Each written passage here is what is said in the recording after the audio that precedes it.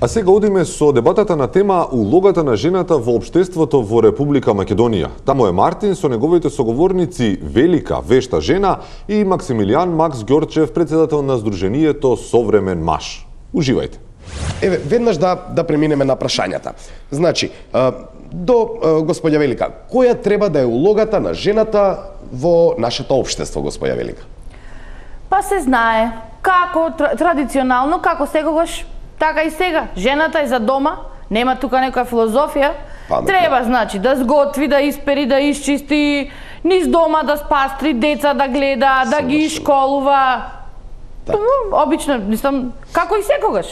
Така, браво. Ви се молам, значи, господјо Велика, дали ве слушнав добро? Па какви се овие размислувања? Мислам, 21 век сме, инклузија, полова, родова еднаквост, за тоа дојдовме да дискутираме. Маж треба да подзачисти некогаш, да испегла ако треба. Чекај. Како? Маж да подзачисти, да подзапегла, тој можда треба и дете да роди, а жена не мора ни дете да роди сега. Тоа не може Зашо никогаш, ти е жена без деца? Леле, Бог да чува и да брани, исти биле улогите. Како бе исти улогите? Ишо се уште и пратеничка да станам. Ајде, главна таму, наговорница, политика да бистрам. И мажот ми дома сиди со писмо, да начека писмо. Јас сум в парламент, ќе се вратам в петок, има граф нарингла и сарма ти замрзнав. Снајди се, види. Не се сложувам. Така. Вака сега. Но зошто сметате дека жените треба да се еманципирани? Еве, например, зашто да нема повеќе жени директори во фирмите? Точно. Например. Мислам, зашто? Си одговоривте зашто директор, машки род, не може да е женско директор. Се знае. Бизнис водат мажи, стопанството го водат мажи, економијата мажи, жените, шо има сега и жени да мешате во тоа? Аман, значи...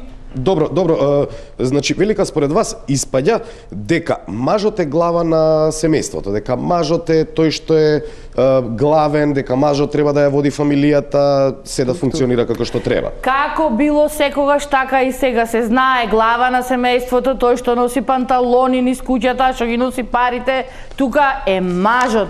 Жената е таа која што треба само да му возможи тој да си ја брка работата. Се знае ред и хиерархија. Ова денес на ништо не личи, хаос е.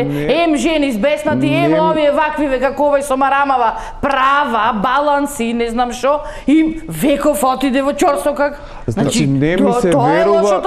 Не ми се верува што слушам. Сакате да кажете дека немате вие нешто против мажот да ја тепа утре жената? Слушај да ти кажам, ако заслужила, ќе ја плесниш помуцка, местото се знае кај е незе. Значи се знае кај е незе, место да чисти, да пери низ дома, да сурели, да намести, таа дреми на фейсбук, лајкови, само малку едно прашање. Ништо не направила, ни ручек сготвила, ни испрала, ни испеглала.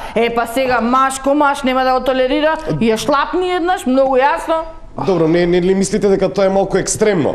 Не е ова иче екстремно и нема гајле, не е страшно. Јас да сум на власт еден ден да видиш како ќе ве построам и ќе ве кламсите во ред, па се знае што е улога маж, што е жена и кај му е местото.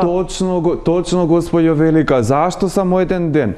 Па замислете колку би бил прекрасен светот, еве жени како вас да учествуваат во водење на државата. Доста жени во државата ќе ја воделе. Па заедно за джендер сме тука да...